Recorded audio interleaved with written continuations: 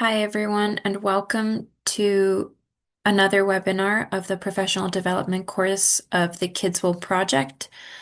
Today we'll be going through Module 2 of the course, which is the Kidswell program.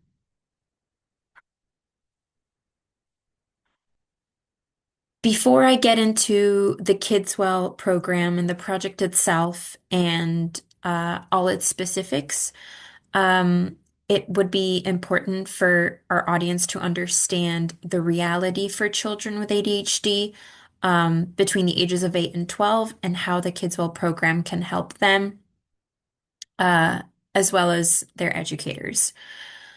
So to begin with, children with ADHD often experience things like emotional dysregulation and impulsivity.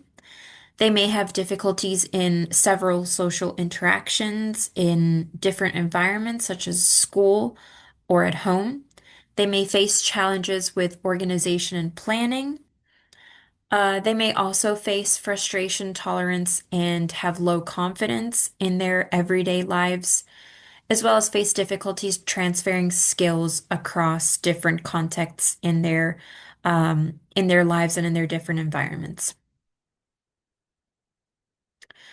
Another very important point that is worth mentioning is the educational gap, and how children with ADHD uh, can benefit if this gap is decreased. To begin with, support is often fragmented between school and home, so there may be a lack of communication between parents and teachers.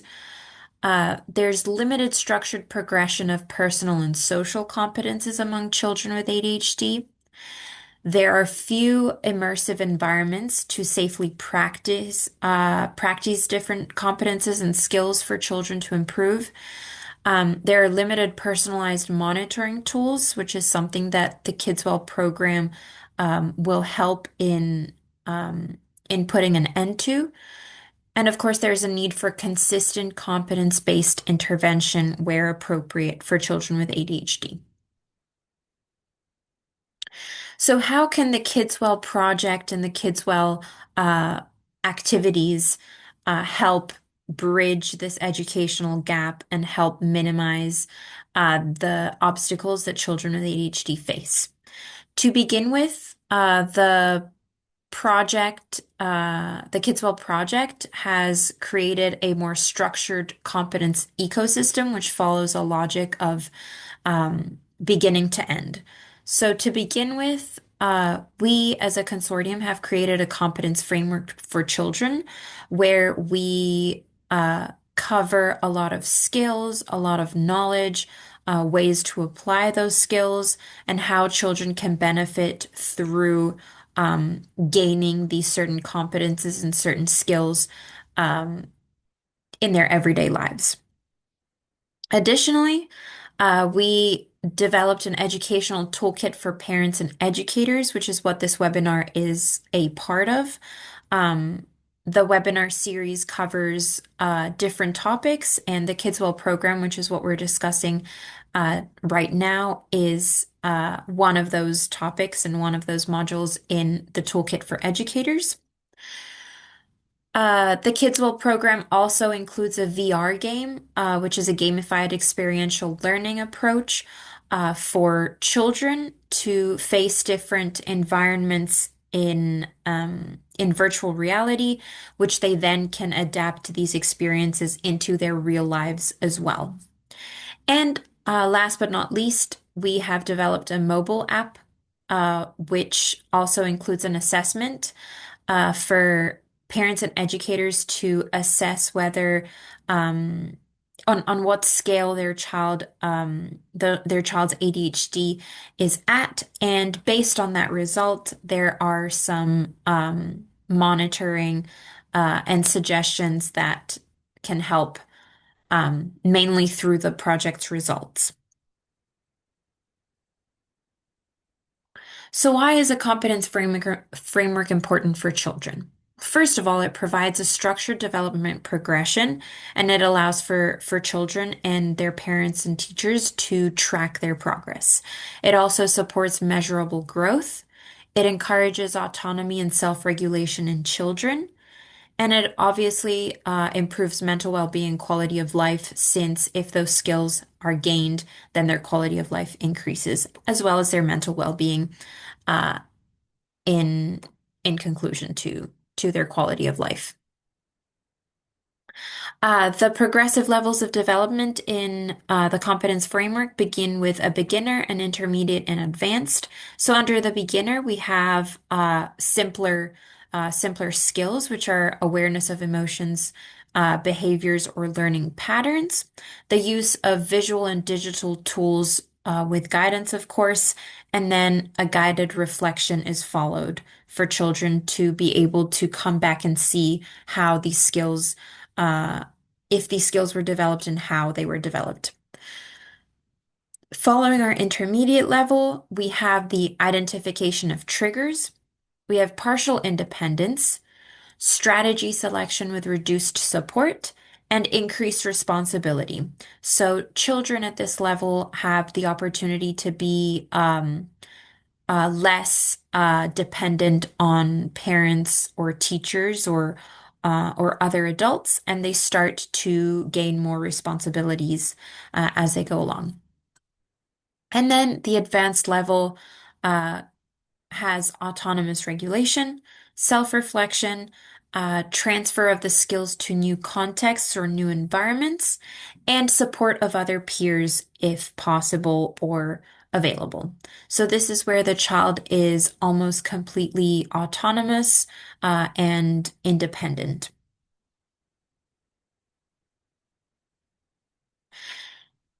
Now, our competence framework is developed into three different sections or areas. And the first area of this framework is the personal area, and it focuses more on emotional balance, resilience, and well-being. Um, our first personal area covers self-regulation, which is where the child recognizes emotions and controls impulses. So for a beginner, we have, for example, the emotion cards where they see faces and they're able to recognize what emotion each card is. The intermediate level of self-regulation would be a stop and think strategy. So maybe they recognize an emotion or they experience something, and before they react to it, they stop uh, and think through how to react or how to respond to something that they have experienced or an emotion they are feeling. And then um, the advanced level of self-regulation would be to possibly create a personal self-regulation hero, which children can use as a role model to how they should act in different situations or different contexts. The second personal area and focus, the second focus, which is covered under the personal area, is flexibility, which includes the adaptation to changes and transitions. Um, on a beginner level, this could mean accepting simple challenges that come their way. At an intermediate level, this could mean a role-playing activity to a possible change of plans. And at an advanced level, this could be covered by independently planning solutions to an unexpected event that came up, and change their plans throughout the day or throughout the week. And then the second focus is our well-being, which is taking care of the body, the mind, and emotions. On a beginner level, this could begin with a daily routine checklist, so a very easy to follow checklist for children to be able to see how their day will run. On an intermediate level, this could be practicing mindfulness or have active breaks throughout the day in order to come back to their mind, their body, and their emotions and understand how they're feeling at that moment throughout the day. And on an advanced level, this could mean managing daily well-being on their own with minimal support. Our second area, which is covered under the second module, is the social area. and it concerns the development of empathy, communication, and collaboration. To begin with, empathy is understood as being um, acknowledge acknowledging of others' emotions. So at a beginner level, this could be recognize basic emotions through images. At an intermediate level, taking it a step further, this could be the description of how others feel. So seeing someone and being able to describe their feelings to somebody else. And then on an advanced level, this would be the adaptation of actions to a peer's emotions. So being able to differentiate our actions based on how another person is feeling. Moving on to the communication, which is expressing ourselves and listening actively. On a beginner level, this could be the use of sentence frames.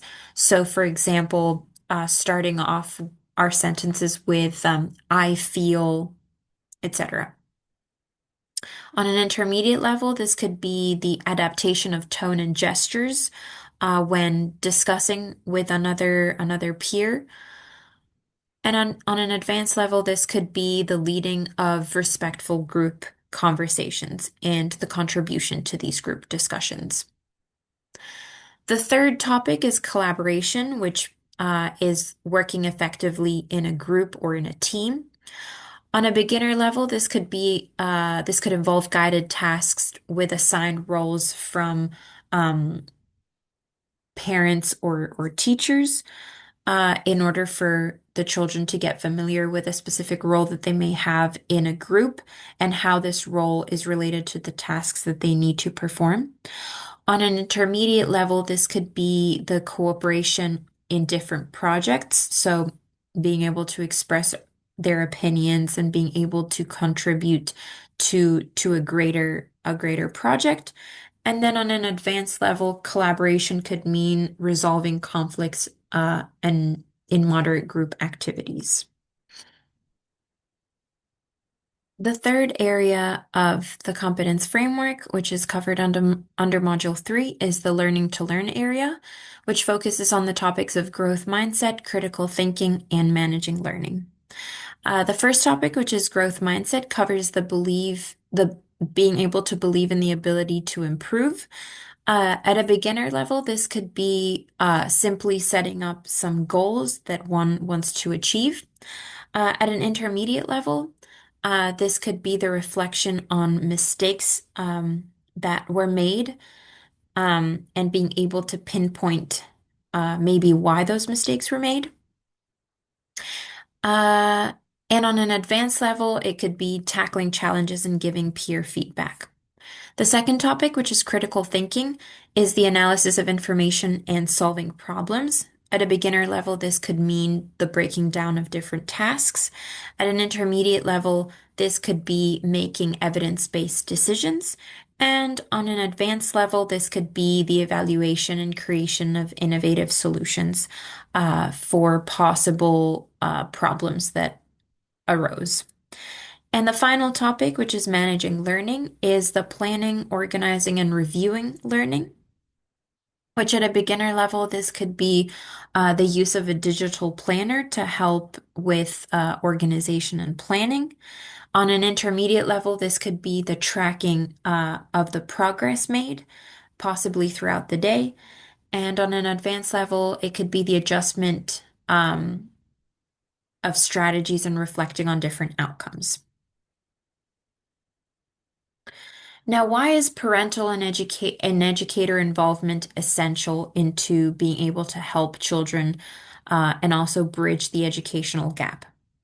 First off, there's consistency across home and school environments, so the child doesn't get confused as to what they're supposed to do and how they're supposed to learn the skills and improve on those skills. The skills are reinforced through daily practice, so not just in one environment. So, for example, not just at home with the parent or not just at school with the teacher or the educator. It's across both environments, which also goes back to the sense of consistency. Parents become active partners in the development of their child's competences and skills. It can also help reduce stress and uncertainty, and it also strengthens the home and school collaboration. Now, moving on to another result in the Kidswell program, we have the Kidswell Educational Toolkit. And some benefits of this toolkit is the professional development for educators, which is what this webinar is part of. And it allows the educators an opportunity to earn micro credentials, which also helps in their professional development. There is a parental upskilling training involved in the toolkit, which helps parents be able to face different obstacles they might have and ways of overcoming those obstacles. The toolkit also includes a scenario-based and home activities, which can be done and performed at home for children to better improve their skills. And it's also sustainable and allows for knowledge transfer across different contexts and different environments. The modules covered in the toolkit are recognizing symptomatology, the Kidswell program, which is what we're discussing now, personal, social, and learning competences, teaching, supporting ADHD students in mainstream schools, technological advancements and ADHD, and the final module, which is mental health and well-being. The expected income of this toolkit for educators is to strengthen their professional profile, also through the earning of micro-credentials that we previously mentioned. They can become certified in digital ADHD education through different competences that they may earn and improve their ability to foster inclusive classrooms in schools. The expected income impact for parents could be the increased involvement in child's learning, a better understanding of ADHD and what it is, and active participation in competence development.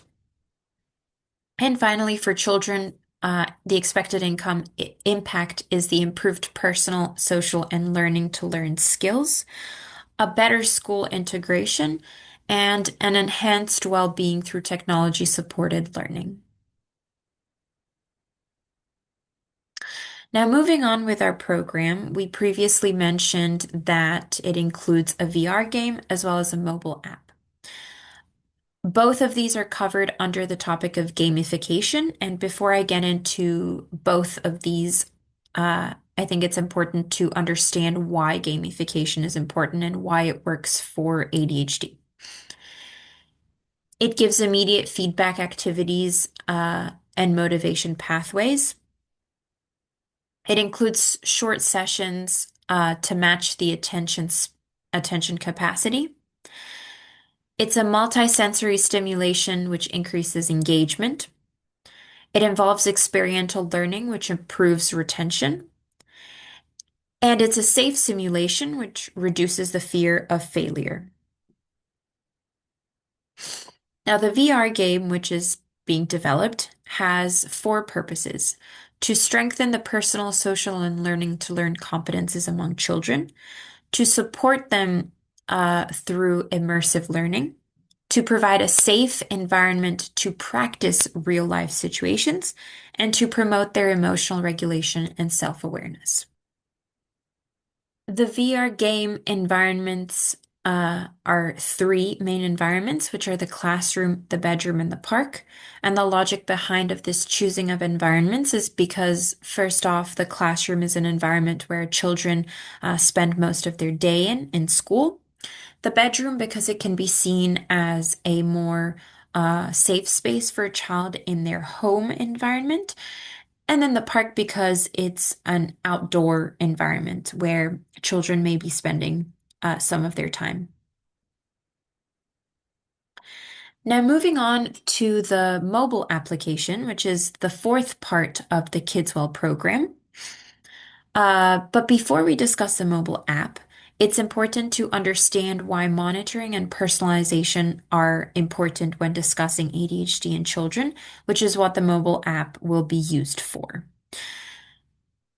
First off, ADHD development is dynamic and diverse, so it differs from child to child, and every scenario is different. Therefore, it's important to personalize the approach based on the child's development. Progress must be visible and measurable in order to be able to track how the case began and how the case is moving forward. A personalized plan helps increase the effectiveness of this tracking and this progression.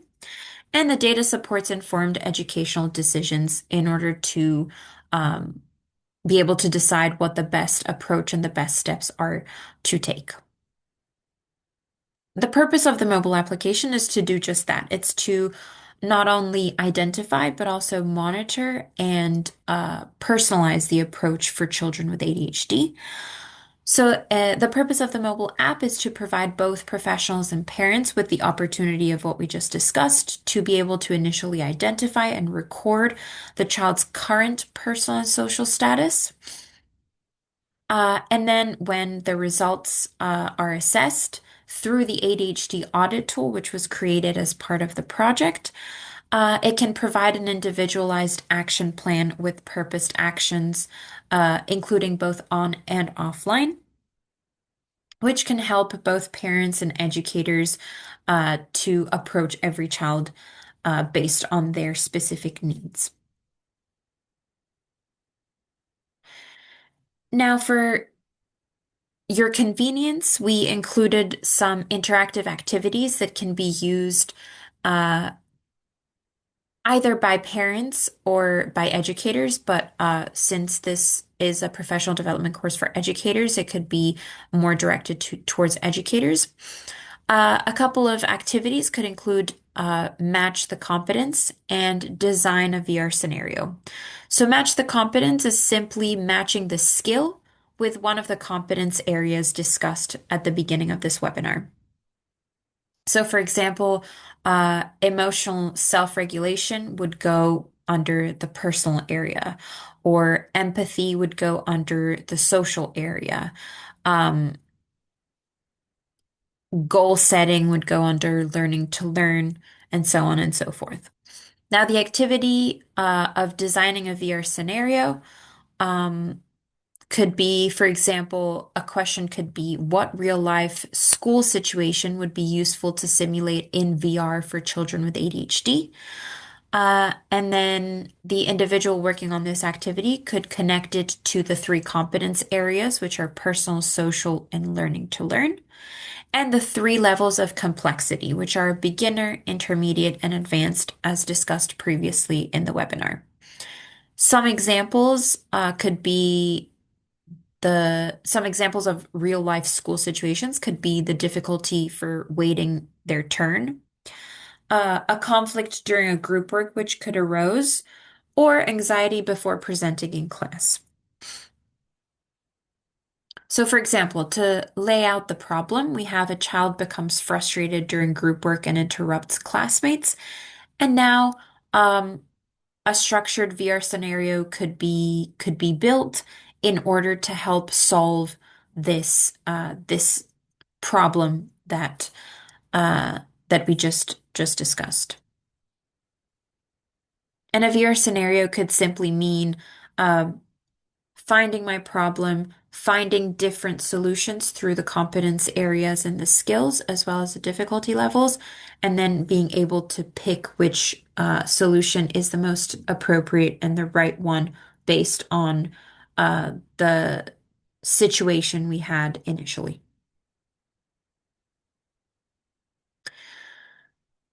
Now, for each module, there are 10 assessment questions based on the webinar you just watched. For educators to respond, here are the questions and the correct answers in bold and blue. So, for example, to the question which says, what are the three core competences targeted by the Kidswell VR game? The correct answer would be personal, social, and learning to learn, which are the areas that we previously discussed. And for example, to question five, the mobile app generates a personalized action plan automatically. The answer would be true because, as we previously mentioned, the purpose of the mobile application is monitoring and personalization. And a personalized action plan does indeed is indeed generated automatically once the child is assessed.